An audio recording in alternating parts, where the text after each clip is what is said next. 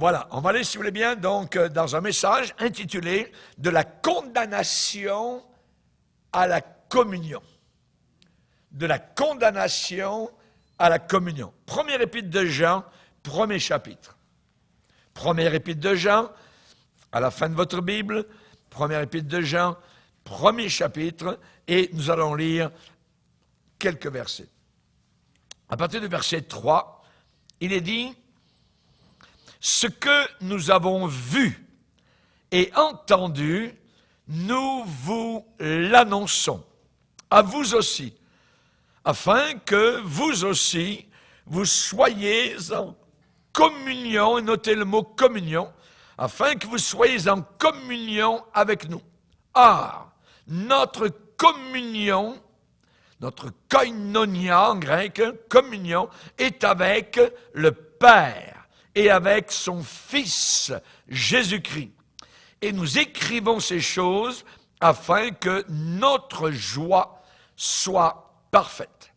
La nouvelle que nous avons apprise de lui et que nous vous annonçons, c'est que Dieu est lumière et qu'il n'y a point en lui de ténèbres. Si nous disons que nous sommes en communion avec lui et que nous marchions dans les ténèbres, nous mentons et nous ne pratiquons pas la vérité. Mais si nous marchons dans la lumière, comme il est lui-même dans la lumière, nous sommes mutuellement en communion. Et le sang de Jésus son Fils nous purifie de tout péché. Amen. Gloire à Dieu. On va aller maintenant voir un autre passage, un deuxième, dans Ésaïe, le prophète Ésaïe, au chapitre 52, Ésaïe 52, nous allons lire 2 versets. Ésaïe 52, le verset 1 et 2. Réveille-toi, réveille-toi, revêt ta parure, Sion, revêt tes habits de fête, Jérusalem, ville sainte, car il n'entrera plus chez toi ni incirconcis, ni impur. Secoue ta poussière, lève-toi, mets-toi sur ton séant, Jérusalem, détache les liens de ton cou, captive, fille de Sion. Amen. Seigneur, nous te bénissons et nous voulons te présenter nos vœux, Seigneur, nos souhaits. C'est que ta parole, Seigneur, ne ricoche pas dans nos cœurs, mais qu'elle pénètre à l'intérieur de nos cœurs. Que nous puissions être un terrain fertile. Que le Saint-Esprit, Seigneur, puisse arroser cette parole et que nous puissions porter du fruit à ta gloire. Nous voulons la serrer dans notre cœur, cette parole, afin de ne pas pécher contre toi. Nous te demandons ces choses dans le nom puissant de celui qui vient du haut des cieux, Christ le Sauveur. Amen. Et tout le peuple dit Amen. Alléluia. On peut s'asseoir, frères et sœurs. Alléluia. Gloire à Dieu. Vous savez, David a prié un jour en disant « Sonde-moi, ô Dieu ». Ce n'est pas une petite prière. Ça veut dire « Sonde-moi, ô Dieu, et regarde, observe, si je suis sur une mauvaise voie. Se pourrait-il, Seigneur, que je sois sur une mauvaise voie? Alors conduis-moi sur la voie de l'éternité. » Il demande et il permet à Dieu de le sonder. « Sonde-moi, ô Dieu. » Quand nos cœurs sont sondés, quand nos cœurs sont, je dirais, repris par la lumière, quand la lumière vient, vous voyez, quand nos cœurs sont condamnés parfois même, et quand nos cœurs font en sorte que notre bouche est fermée, nous n'avons rien répliqué, ça veut dire que Dieu est parti. Ça veut dire que Dieu est retourné chez lui. Parce que il nous reprend. Il y a quelque chose qui se passe. Et Dieu est parti, il est retourné chez lui jusqu'à quand? jusqu'à ce que nous nous avouions coupables et que nous cherchions sa face. Quand la lumière, que j'appelle, que je nomme, que je précise, lumière de la condamnation, vous voyez, sur nos vies, quand cette lumière venant de Dieu, lumière de la condamnation, quand cette lumière est acceptée et reçue, à ce moment-là, une autre lumière se lève, se manifeste. C'est la lumière de la communion. La communion avec le Seigneur. Et cette lumière de communion accompagne toujours un réveil véritable. Un réveil authentique. Et cette lumière de communion qui vient toujours après la première, la lumière de la condamnation, alors cette communion devient l'élément moteur, devient la force motrice et dynamique de nos vies chrétiennes. Oui, Seigneur, tu m'as repris. Oui, Seigneur, tu m'as condamné. Oui, Seigneur, j'ai eu la bouche fermée. Mais je te cherche, je te demande pardon, je viens à toi, j'ai besoin de ton secours. Alors à ce moment-là, Dieu fait briller cette merveilleuse lumière que je spécifie comme étant la lumière de la communion. Dans Éphésiens, chapitre 5, versets 13 et 14, Paul va dire, tout ce qui est condamné, voyez, tout ce qui est condamnable, est manifesté, ça veut dire rendu visible, par la lumière. La lumière rend visible tout ce qui est condamné. Et Paul va dire dans Éphésiens 5, versets 13 et 14, parce que tout ce qui est manifesté est lumière. Ça veut dire quoi? Ça veut dire ce qui manifeste tout, c'est la lumière. Ce qui, on a l'expression mettre en lumière, voyez, et c'est cette lumière, donc, qui met en plein jour, voyez, donc, des choses condamnables. À ce moment-là, il est dit, et c'est pour cela que Paul continue en disant, c'est pour cela qu'il est dit, réveille-toi, toi qui dors, relève-toi d'entre les morts, et Christ t'éclairera. Amen. Jésus-Christ va luire sur toi. La lumière de Christ va luire sur ta vie. À ce moment-là, le croyant est réveillé. Il est réveillé, voyez. Donc, il est changé par la lumière de la condamnation et il entre en contact avec la lumière de la communion avec Jésus-Christ. Amen. Alléluia. Que Dieu soit béni. Nous l'avons déjà été lorsque nous avons été sauvés. Mais parfois, évidemment, en cours de route, on perd. Voyez, je dirais, le sens du Seigneur, le sens de la révérence, le sens du péché, et on peut évidemment se vautrer dans toutes sortes de choses condamnables. Le meilleur, c'est de rester, voyez, tel que nous avons été au départ, condamnés par la lumière de la condamnation, et ensuite, on a reçu cette lumière merveilleuse, la lumière de la communion. À nous de conserver, évidemment, donc, cette lumière de communion, cette koinonia, cette communion avec le Seigneur. Amen. Gloire au Seigneur.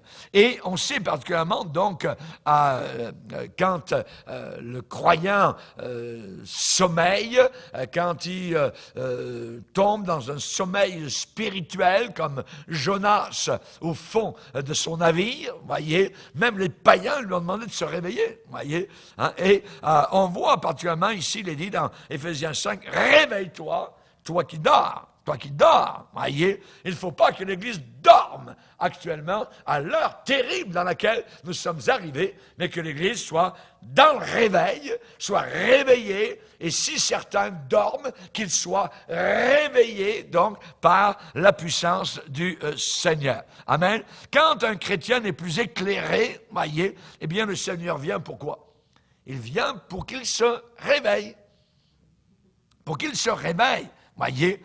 Et on sait évidemment qu'un réveil, selon Dieu, eh bien, nous allons voir aujourd'hui particulièrement, je dirais, la définition biblique d'un véritable réveil spirituel et ce qu'est un chrétien, une chrétienne vraiment réveillée.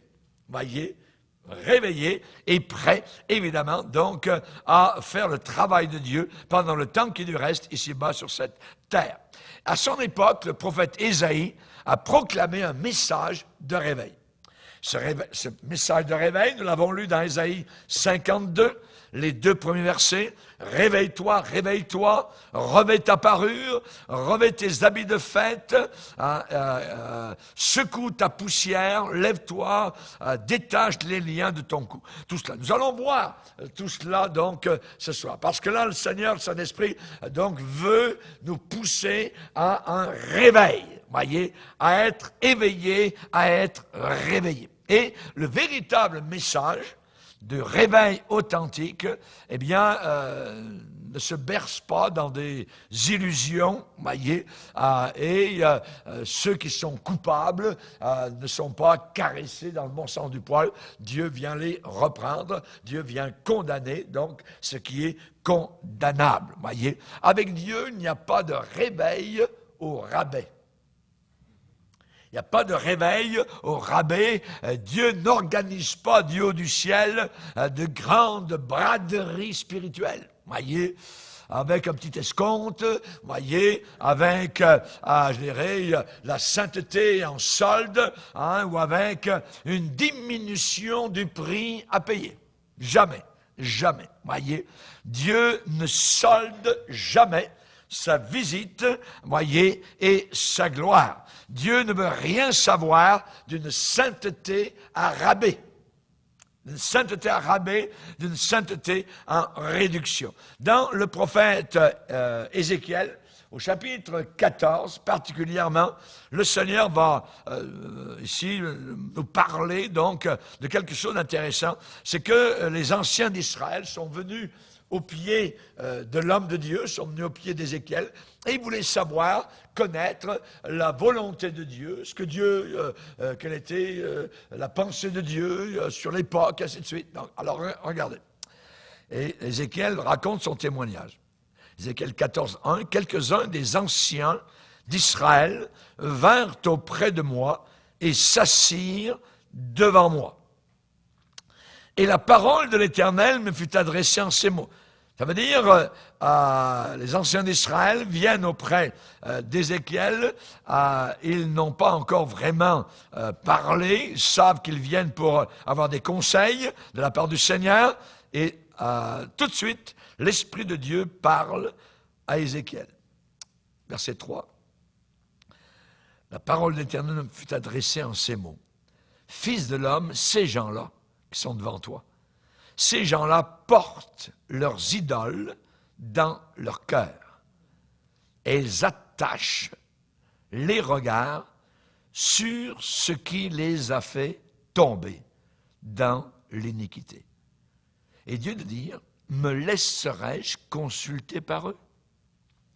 Oui. Donc Dieu est en train de... C'est un cas, là, ici, un cas de figure où nous voyons particulièrement ces gens venir au pied d'Ézéchiel. Ils savent très bien que Ézéchiel est l'homme de Dieu, il connaît la pensée de Dieu, les voies de Dieu.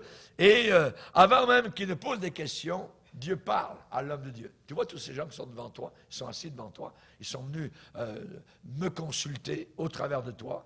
Ces gens-là, ils portent des idoles dans leur cœur. Ils ont des idoles dans leur cœur, ils attachent leur regard à ce qui les fait tomber dans le péché. Me laisserai-je consulter par eux? Dieu dit, ils n'auront aucune parole de ma part. Ça veut dire, c'est coupé, voyez, le fil est coupé, donc il n'y aura pas de parole de ma part. Me laisserai-je consulter par eux? On sait que l'appel d'Ésaïe, eh bien, est pressant, insistant, réveille-toi, réveille-toi. 2 fois, on a l'ordre de se réveiller. L'ordre de se réveiller. Généralement, les gens n'aiment pas se faire réveiller. Voyez? Même on a des réveils matin, voyez? Mais on a inventé une petite manière, on appelle ça des snooze, voyez? Donc, dès que ça sonne, voyez, pouf, Voyez, on met la main quelque part, là, tais-toi. Quelqu'un qui veut réveiller, voyez, on va généralement essayer de le faire taire. Voyez, alors, on n'aime pas parce qu'on est bien dans le sommeil, c'est tranquille, voyez, on supposé repos, tout ça. Mais c'est un repos mortel, c'est très dangereux, voyez. Et là, ici, eh bien, le Saint-Esprit dit qu'il faut absolument se réveiller. 2 fois, il le dit. Voyez, dans Ésaïe 52, réveille-toi, réveille-toi. Voyez, 2 fois, l'ordre de se réveiller. Évidemment, on sait que ça nous donne le ton, je dirais la nature, d'un réveil authentique, et ça nous dépeint le visage, je dirais, très fidèle d'un réveil selon Dieu. Et on va s'en tenir particulièrement donc à ce texte. Regardez, donc on va aller de nouveau dans Ésaïe. Dans Ésaïe,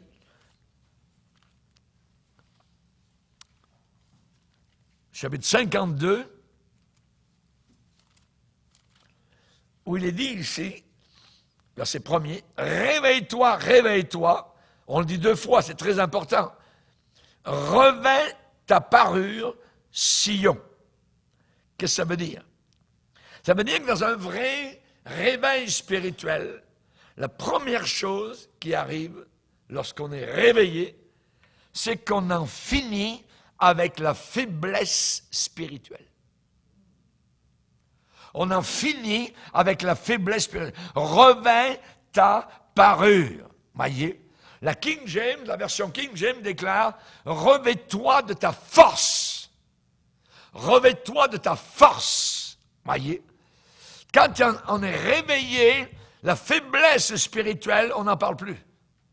On parle de force spirituelle. On devient fort dans le Seigneur. Voyez, on sait particulièrement que Jérusalem, puis c'est le cas ici, avait été dépouillée de son énergie depuis si longtemps. Voyez, mais quand le Saint-Esprit, qui est l'esprit de force, voyez, souffle sur une assemblée, les membres sont délivrés de toute faiblesse. Ça, c'est un réveil. Ça, c'est un véritable réveil spirituel. Ce n'est pas se tortiller, tomber, rouler, shaker, trembler, non, non. Un vrai, véritable réveil spirituel, l'assemblée, le chrétien est délivré de toute faiblesse. La Bible dit, dans Éphésiens, de se revêtir, voyez, de l'armure spirituelle. Il est dit ici, particulièrement dans Éphésiens 6, « Fortifiez-vous dans le Seigneur par sa force toute puissante. » Voyez, donc se fortifier dans le Seigneur par sa force toute puissante. Par sa force toute puissante. Voyez, lorsqu'il y a un réveil spirituel authentique, les chrétiens n'excusent plus leur chute, mais ils se repentent. Il n'y a pas d'excuse. Aujourd'hui, quand il n'y a pas de réveil spirituel, on vit dans des excuses. Voyez, oh, je suis fait ceci, je suis tombé là, ouais, mais ça c'est parce que... Non, non, non, tu n'es pas réveillé. Quand il y a un réveil authentique spirituel, tu dis, je suis tombé, j'ai péché, je me repens. Ça, c'est le réveil. Ça, c'est le Saint-Esprit. Voyez? Les chrétiens, à ce moment-là, n'excusent plus leur chute, mais ils s'en repentent. Ils ne rejettent plus la faute sur les autres ou sur les circonstances, mais ils pleurent devant Dieu. Ils prennent leur responsabilité. J'ai péché. Ça, c'est l'œuvre du Saint-Esprit. Voyez?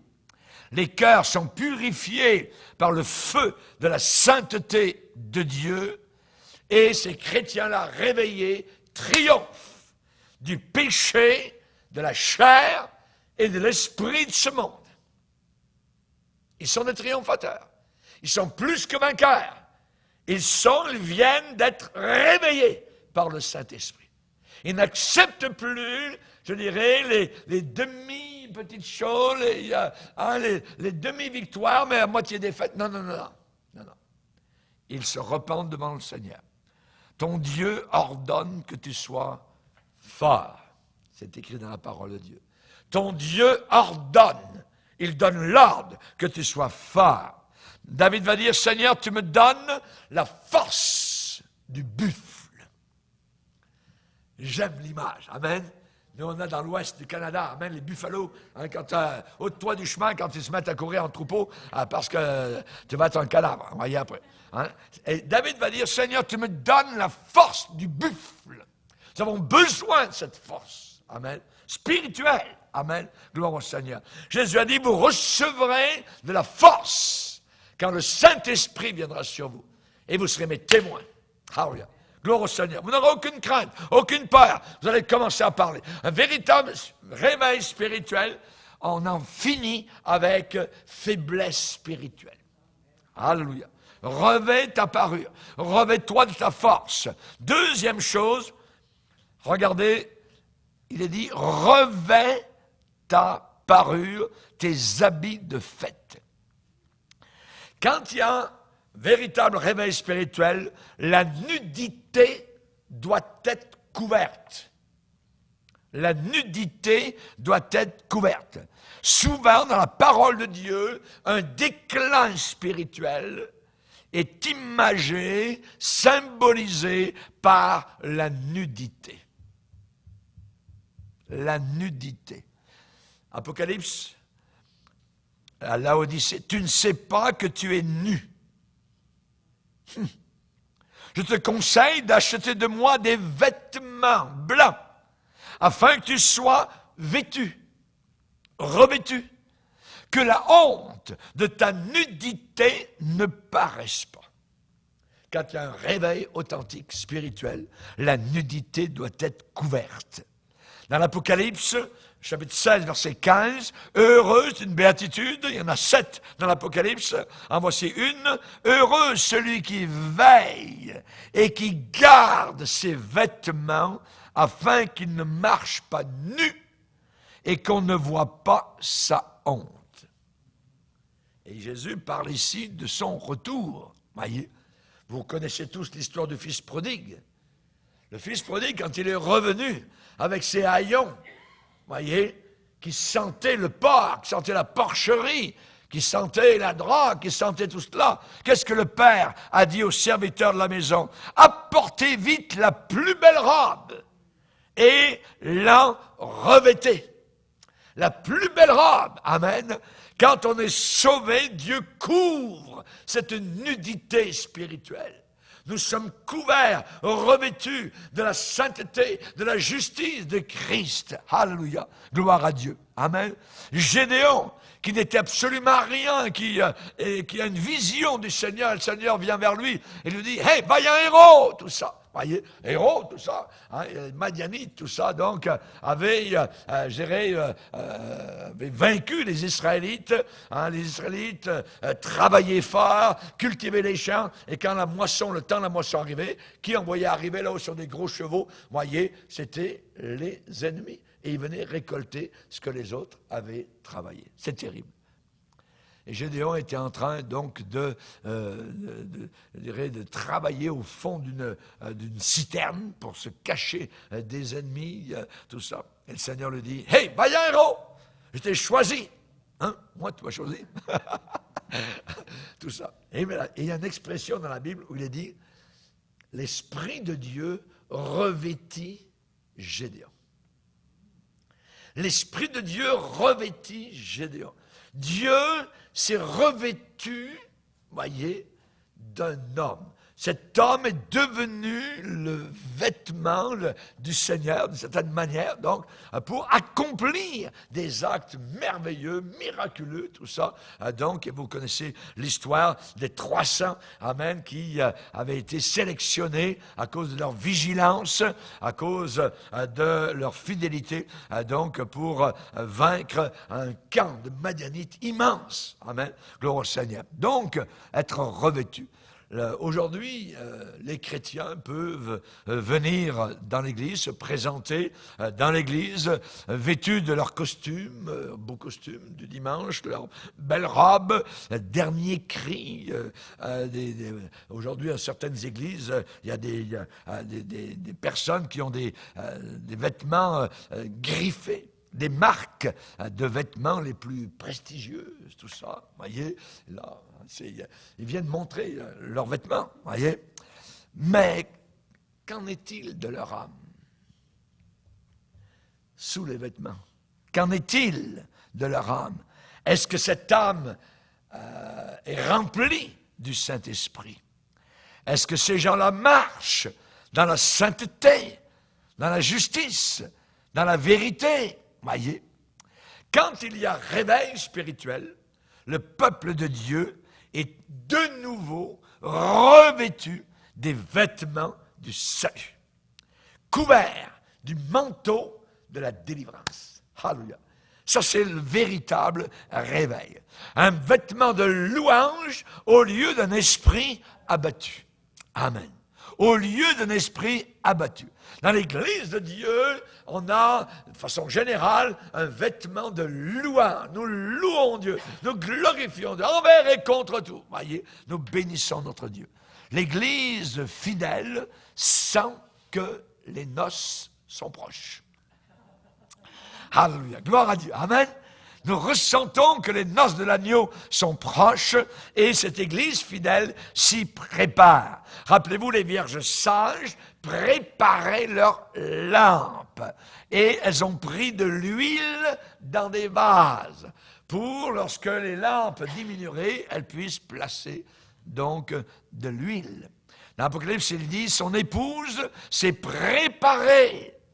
Et il lui a été donné de se revêtir, on parle de vêtements, se revêtir d'un fin lin éclatant et pur. Alléluia, gloire au Seigneur. Donc, elle est, je dirais, cette église, cette ville aussi.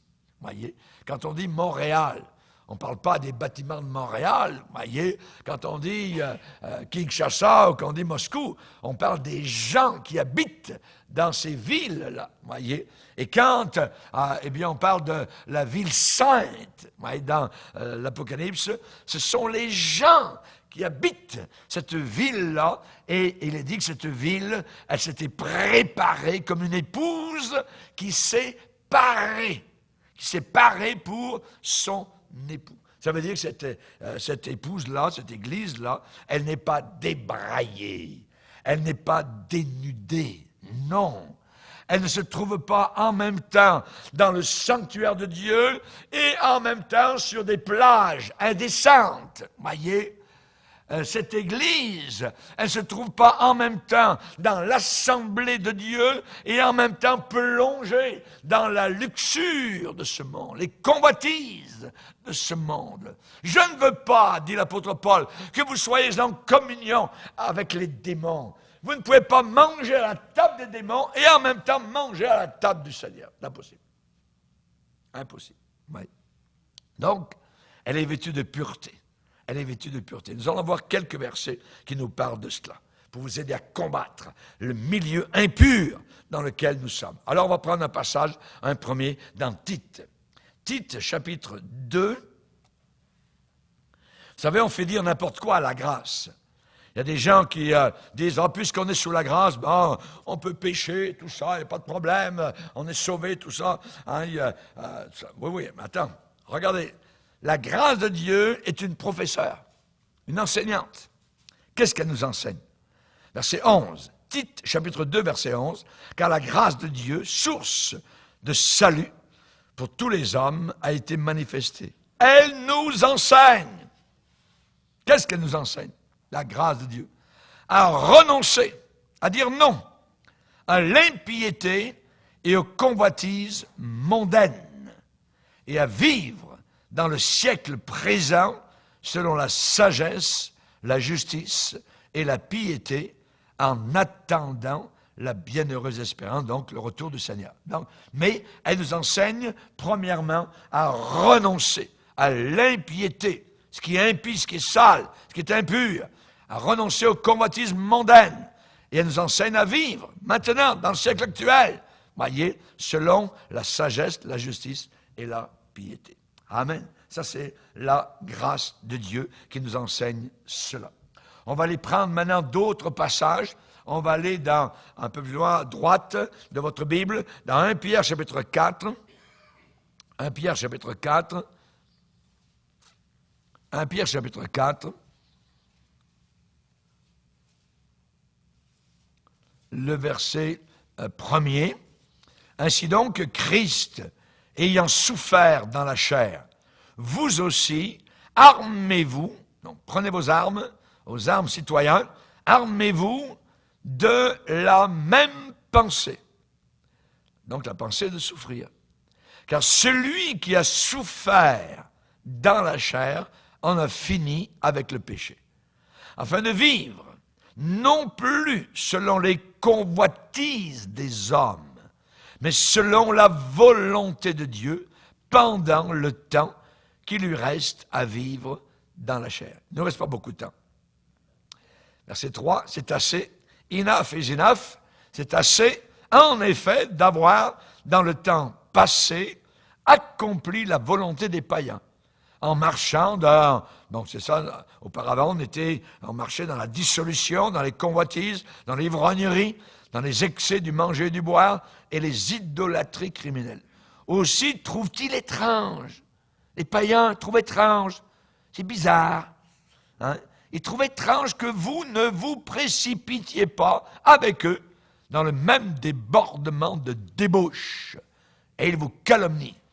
Ils rendront compte à celui qui est prêt à juger les vivants et les morts. Amen. Donc, ici encore, donc, on nous parle de vivre dans la sainteté, loin du péché. On va aller juste dans 1 Pierre, maintenant, premier chapitre.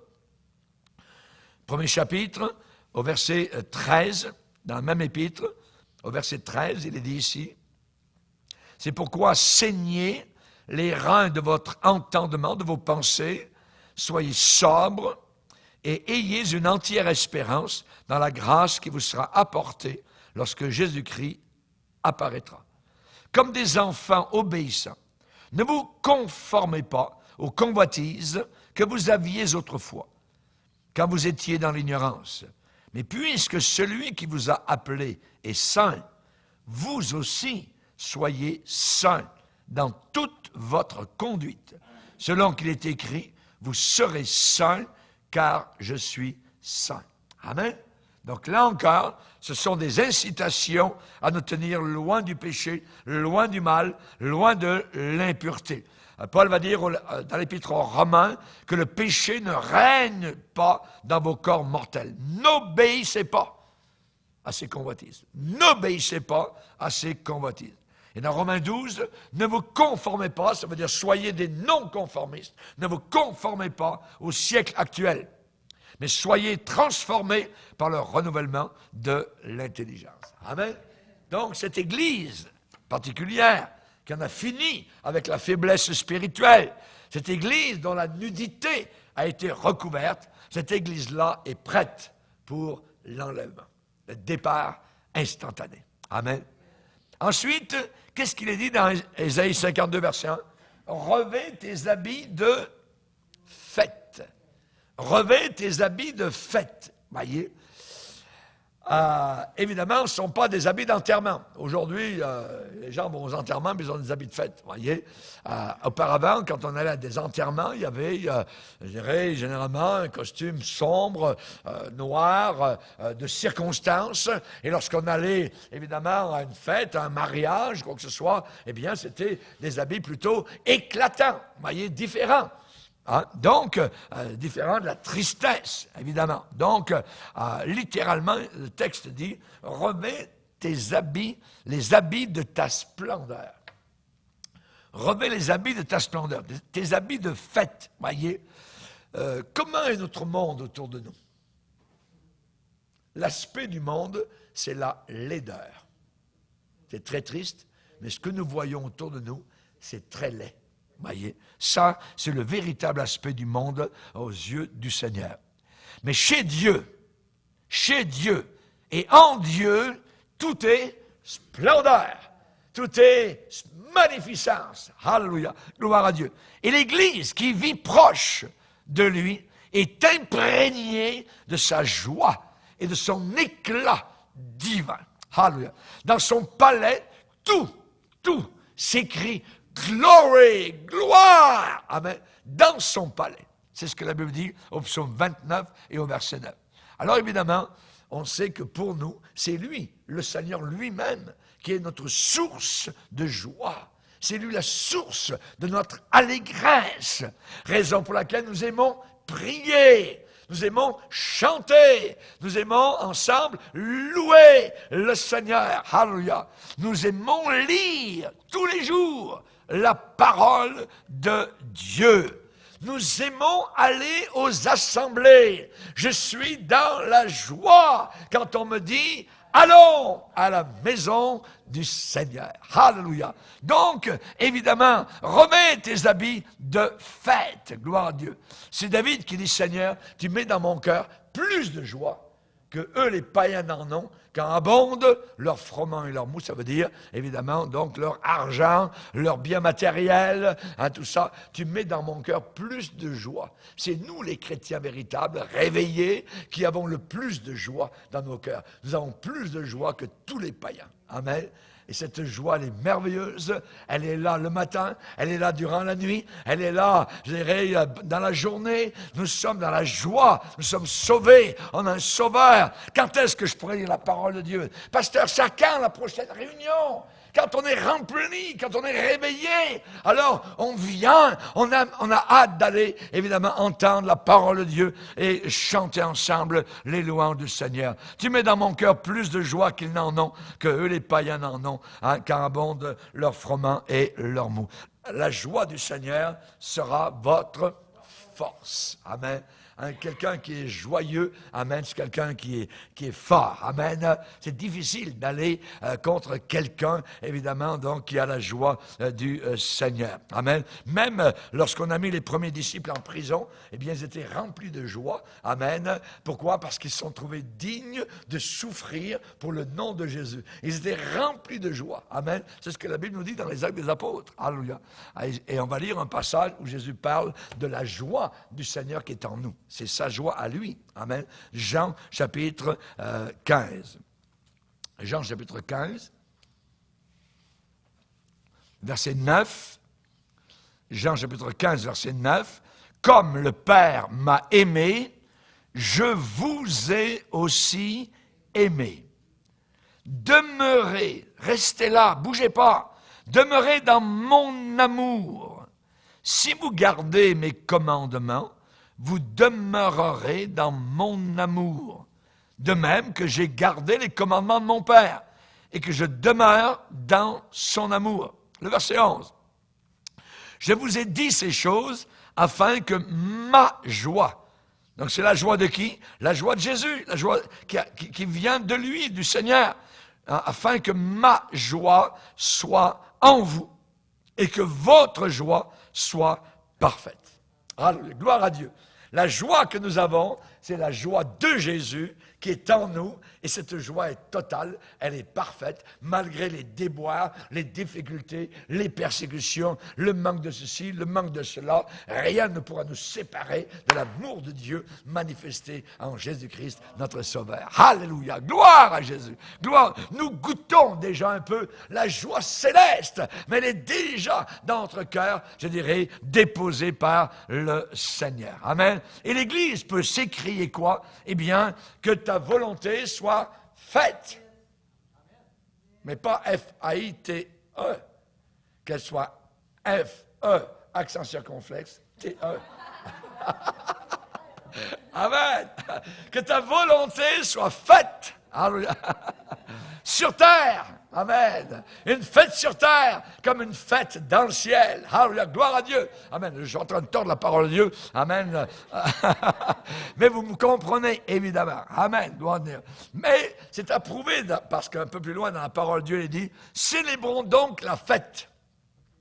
Célébrons donc la fête, non pas avec du vieux levain, mais avec un levain, non pas avec un vieux levain, avec un levain de malice et de méchanceté, mais avec des pains sans levain, de pureté et de vérité. Alléluia, gloire à Dieu. Raison pour laquelle, évidemment, quand on se réunit, il y a cette joie dans notre cœur, amen, qui vient parce que nous sommes purs et parce que nous marchons dans la vérité. Amen. Une fête. C'est une fête. La vie chrétienne, c'est une fête continuelle. Amen. Notre cœur est en fête, gloire au Seigneur, pour un chrétien réveillé. Accomplir la volonté du Seigneur, c'est une fête. Alors, gloire au Seigneur. On n'a pas besoin d'aller à la fête foraine. Amen. Nous sommes en fête continuellement dans l'Église. Et quand nous venons, je dirais, le dimanche, à l'Église, à l'Assemblée, que nous rompons le pain, que nous buvons la coupe, c'est une fête. Amen. Nous célébrons. Amen. Nous bénissons le Seigneur et nous le glorifions pour tant d'amour. Amen. L'Apocalypse va même un peu plus loin. Elle ose associer le bonheur à la sainteté. Elle associe le bonheur à la sainteté. Vous voyez, il y a beaucoup de chrétiens qui pensent que la sainteté rend triste. Ils ont encore les idées catho, ainsi de suite, je ne sais pas, vous voyez. Il y a de gens qui sont en train de marcher dans les monastères avec le son des cloches, tout ça, puis c'est très triste, vous voyez. Très triste, ils sont en train de perdre leur vie, vous voyez. Beaucoup de chrétiens pensent que la sainteté rend triste. Absolument pas. Et ces gens-là, évidemment, ils disent, pensez donc, imaginez, voyez, se priver de tout. Se priver de tout, servir le Seigneur, on n'a plus droit à rien, on ne peut plus aller danser, on ne peut plus aller fêter, on ne peut plus aller boire avec les amis, tout ça. Donc pour eux, ce n'est pas une vie, voyez. Ces gens-là n'ont absolument rien compris. Rien compris, voyez. Certaines personnes, de l'autre côté, croient que plus leur visage est allongé, plus le visage est blanc et blême, plus le visage est décomposé, plus ils sont saints. Vous voyez? Absolument pas. Absolument pas. Et ce qui frappe généralement les personnes qui entrent dans nos assemblées, c'est la joie.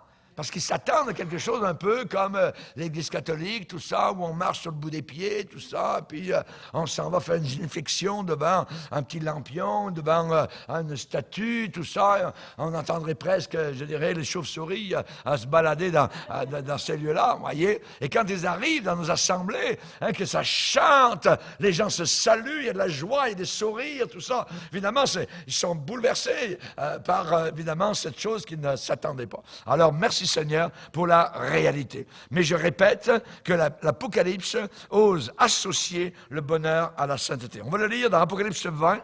Apocalypse 20. Et ici, dans une autre béatitude de l'Apocalypse, au verset 6. Regardez Apocalypse 20, verset 6. Il est dit « Heureux et saint ». Donc le bonheur est relié à la sainteté. Les deux choses sont reliées ici ensemble. Heureux et saints, ceux qui ont part à la première résurrection. Amen. À l'enlèvement. Amen, mon Seigneur. Donc, on bénit le Seigneur. La première résurrection. Heureux et saints. Gloire au Seigneur. Et de l'autre côté, je dirais que beaucoup de chrétiens fuient la sainteté. Ils fuient la sainteté pour essayer de trouver un petit bonheur, tout ça, que le monde va essayer de leur offrir, voyez.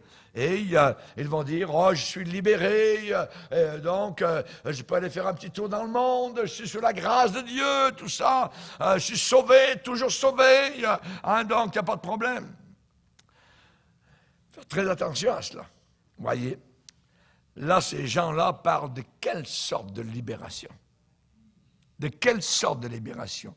Si je les regarde bien, et si ces gens-là, j'observe leurs fruits, si je les écoute et j'examine attentivement leurs œuvres, je constate qu'ils se sont libérés de l'autorité de la parole de Dieu. Ils ne sont pas libres, ils ne sont pas libérés, ils se sont libérés, sont des chrétiens qui ne veulent pas être embarrassés par ce que la Bible enseigne. Voyez? Et l'apôtre Pierre parle de ceux et celles qui promettent la liberté lorsque eux-mêmes sont esclaves de la corruption. Ils promettent la liberté. 1 Pierre, chapitre 2, verset 19, voyez? Donc, alors qu'eux-mêmes sont encore esclaves de la corruption. On se rappelle Jean-Baptiste, sur le bord du Jourdain, alors qu'il a de l'eau jusqu'à la ceinture, et il parle à cette foule qui est sur les rives du Jourdain, et il leur dit, ne prétendez pas dire en vous-même, nous avons Abraham pour père, voyez, portez donc du fruit digne de la repentance. Portez donc du fruit digne de la repentance. Voyez, ce que le Seigneur cherche, c'est que nous marchions le reste de notre vie en portant du fruit digne de la repentance. Je vis dans une repentance continuelle. Amen. J'étais un pécheur. J'étais perdu. J'étais un rebelle. Voyez, mais le Seigneur est venu et maintenant, je vis cette repentance continuellement dans la joie, dans la fête, amen, que mon Seigneur m'a accordée. Qu'est-ce que le Père a fait quand le Fils prodigue est revenu? La fête. Et l'autre frère aîné n'a pas accepté la fête. Voyez, ça c'est l'homme légaliste. Et la loi, évidemment, n'apporte pas la joie. La loi condamne. La loi nous met sous un joug. La loi amène la mort. La loi ne se soumet pas à la parole de Dieu. Quelqu'un qui vit sous la loi de Dieu, je dirais sous l'Ancien Testament, voyez, avec les jours, avec les viandes, avec ceci, avec cela, voyez, ne vit sous une condamnation. Nul ne sera justifié par les œuvres de la loi. Nous sommes justifiés par quelque chose que nous ne méritons pas, un nouveau produit que Jésus a apporté, appelé la grâce. La grâce et la vérité sont venues par Jésus-Christ. Merci Seigneur. Amen. Alléluia. Gloire au Seigneur. Jérémie 7, regardez. Ceux qui disent, oh, je suis délivré, tout ça. Jérémie chapitre 7, le verset 8. Mais voici, vous vous livrez à des espérances trompeuses, qui ne servent à rien. Quoi? Dérober, tuer, commettre des adultères, jurer faussement, offrir de l'encens à Baal, à Satan, aller après d'autres dieux que vous ne connaissez pas, puis vous venez vous présenter devant moi, dans cette maison sur laquelle mon nom est invoqué, et vous dites, nous sommes délivrés.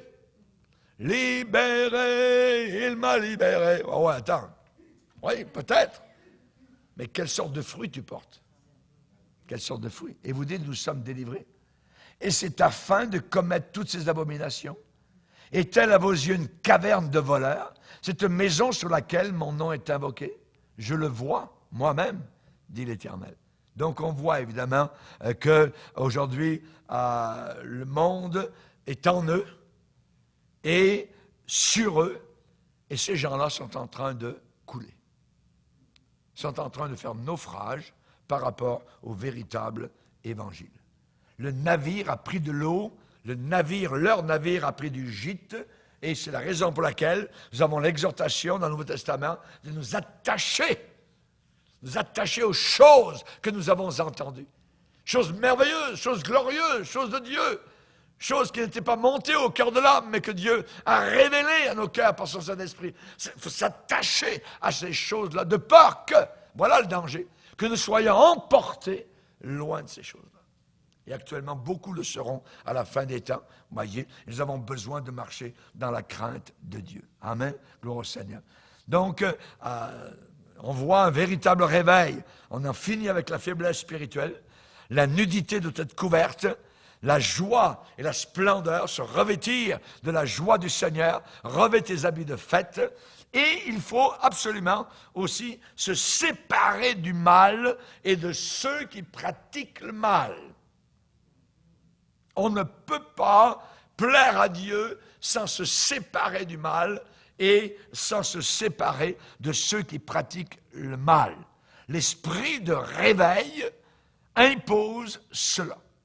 Il est dit dans Isaïe 52, verset 1, « Il n'entrera plus chez toi ni incirconcis, ni impur. » Cette pensée revient, je dirais, en force dans l'Apocalypse, où là-haut dans la gloire, il est dit, il n'entrera chez elle, dans la Nouvelle Jérusalem, rien de souillé, ni personne qui se livre à l'abomination et au mensonge.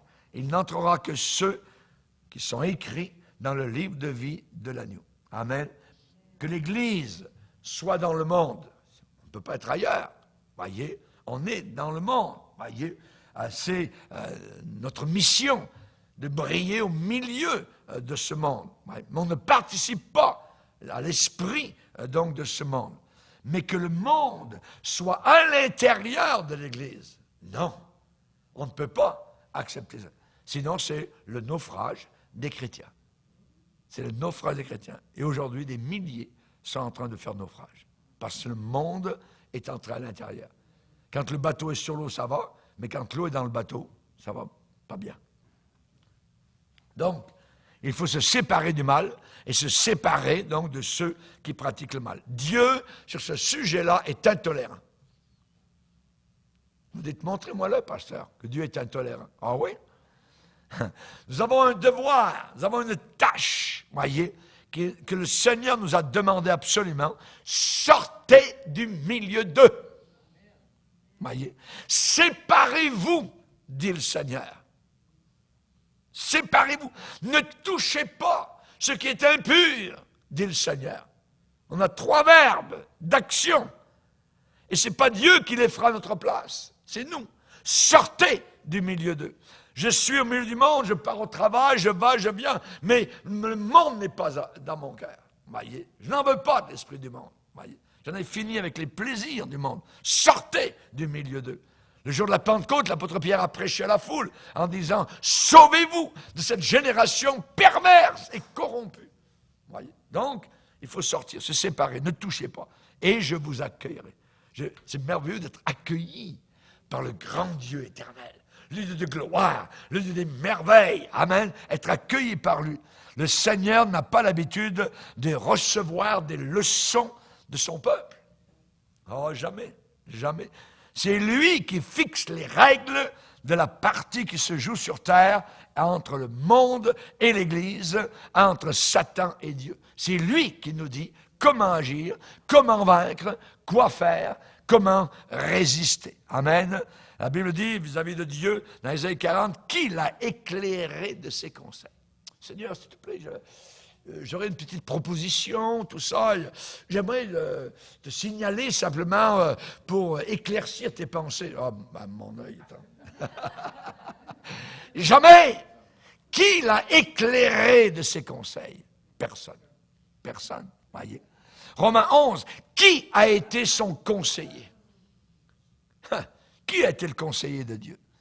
Et en plus, dans Ésaïe 45, malheur à qui conteste avec son Créateur, vase parmi des vases de terre, l'argile, dit-elle à celui qui la façonne. Qu'est-ce que tu es en train de faire? Jamais. L'argile ne parle pas à celui qui la façonne. C'est celui qui la façonne qui prend l'argile et qui fait un vase comme il le veut, évidemment avec l'argile qu'il a entre les mains. Et Dieu fait avec nous ce qu'il veut, ce qu'il désire. Amen. On se rappelle Abraham, rappelez-vous, qui a répondu à ce mauvais riche dans le Nouveau Testament, qui était en enfer, qui était damné pour l'éternité. Et Abraham lui a dit, « Il y a entre nous et vous un grand abîme. » Un grand abîme. Il y a entre nous et vous un grand abîme. Toute une prédication, là.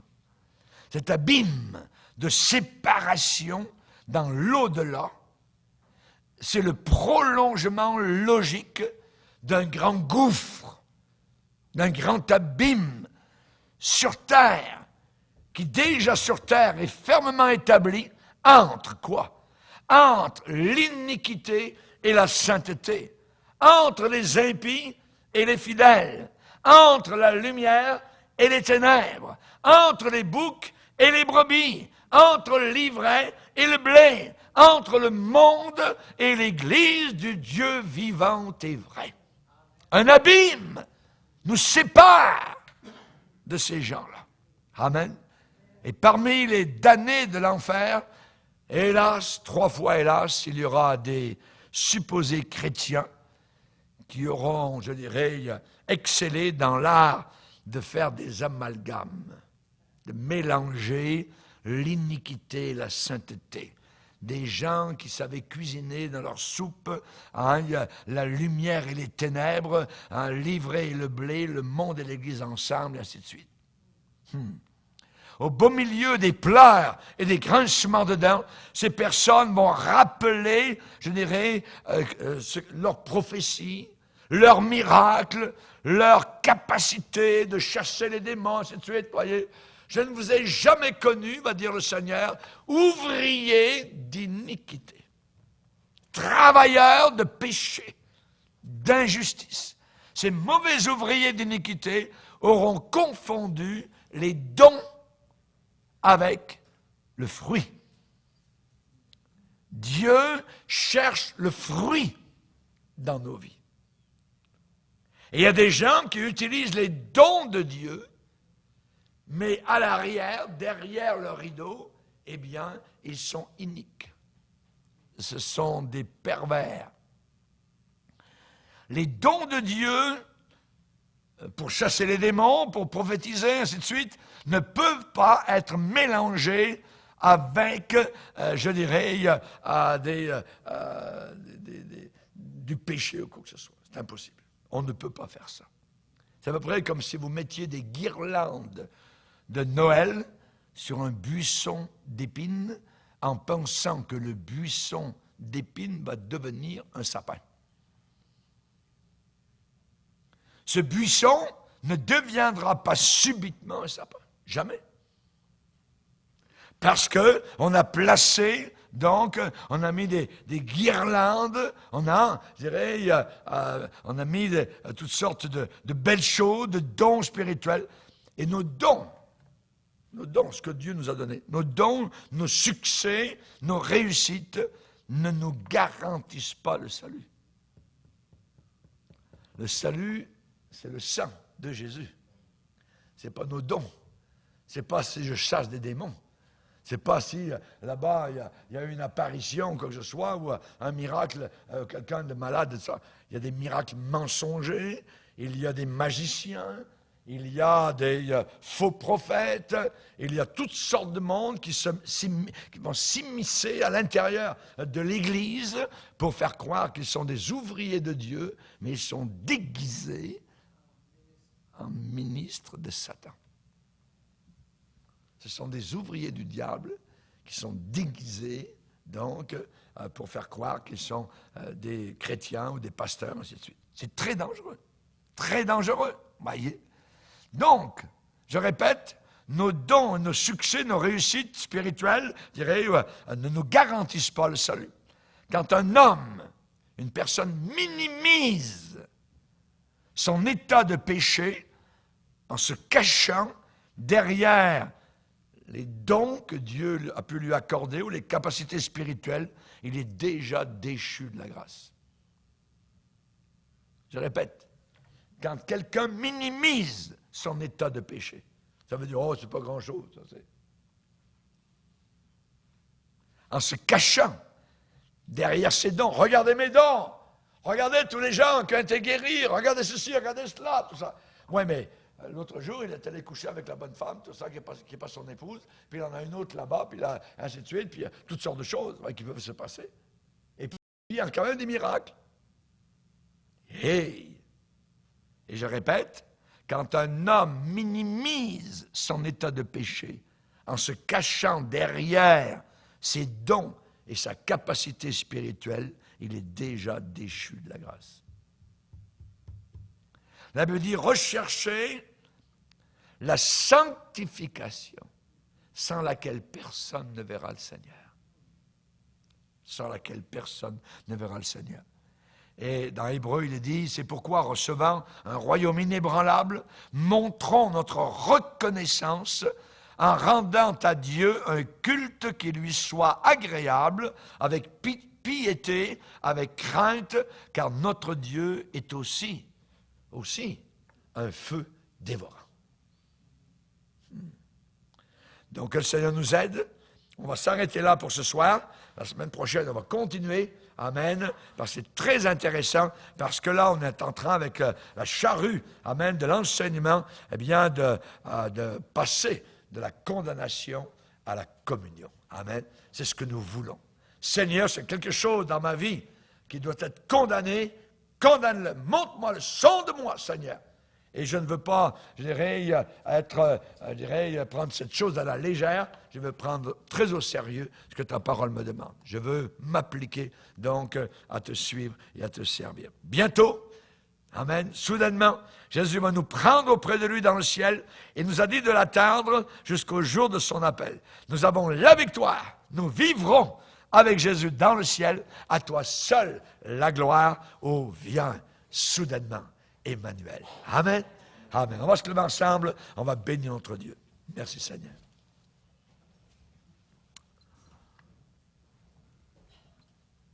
Seigneur, nous sommes devant toi et nous voulons te glorifier. Tu es le Dieu qui nous enseigne, Seigneur. Nous avons parlé particulièrement de l'œuvre puissante du Saint-Esprit.